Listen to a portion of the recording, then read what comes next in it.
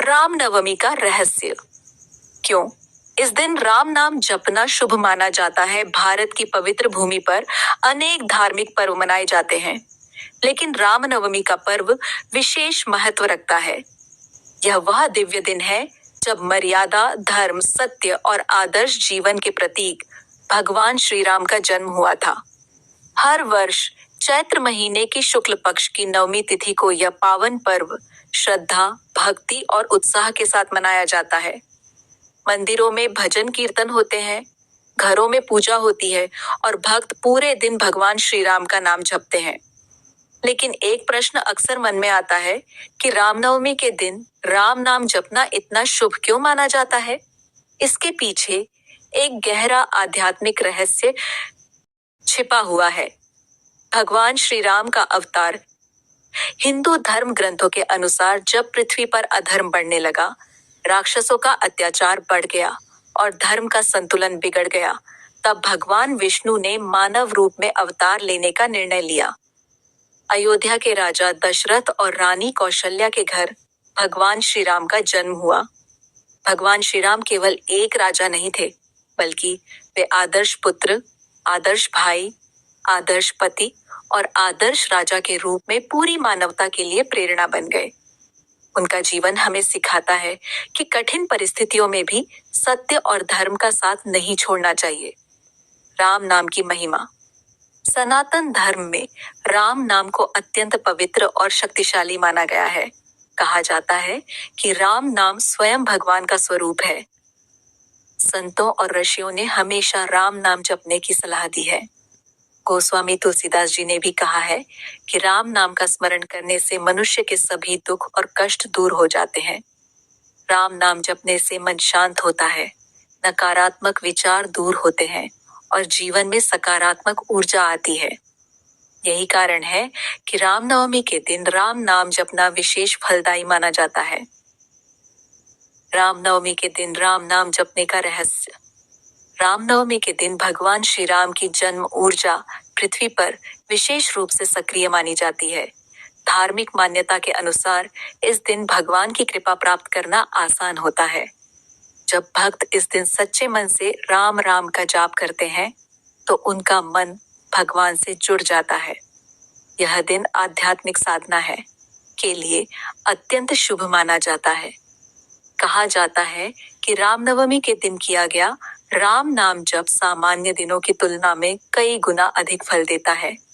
इसलिए संत और महात्मा इस दिन विशेष रूप से राम नाम जपने की सलाह देते हैं।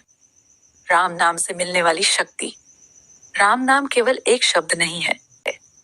इतिहास में भी कई संतों और भक्तों ने केवल राम को ही पूजने का रास्ता चुना। नाम के सहारे ही कठिन परिस्थितियों को पार किया है। यह नाम मनुष्य को आध्यात्मिक शक्ति प्रदान करता है। राम नवमी पर किए जाने वाले शुभ कार्य। राम नवमी के दिन भक्त कई प्रकार के धार्मिक कार्य करते हैं। इस दिन लोग सुबह जल्दी उठकर स्नान करते हैं और भगवान श्री राम की पूजा करते हैं। मंदिरों में भजन और कीर्तन होते हैं और रामायण का पाठ किया जाता है। कई लोग इस दिन व्रत रखते हैं और पूरे दिन भगवान का ध्यान करते हैं। कुछ स्थानों पर राम जन्मोत्सव का भव्य आयोजन भी किया जाता है, जिसमें भगवान श्री राम के जन्म का उत्सव मनाया जाता है।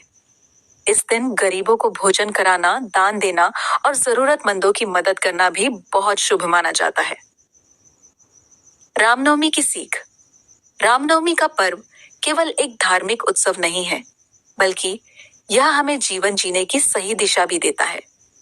भगवान श्री राम का जीवन हमें सिखाता है कि सत्य, धैर्य, त्याग और मर्यादा का पालन करना ही सच्चा धर्म है।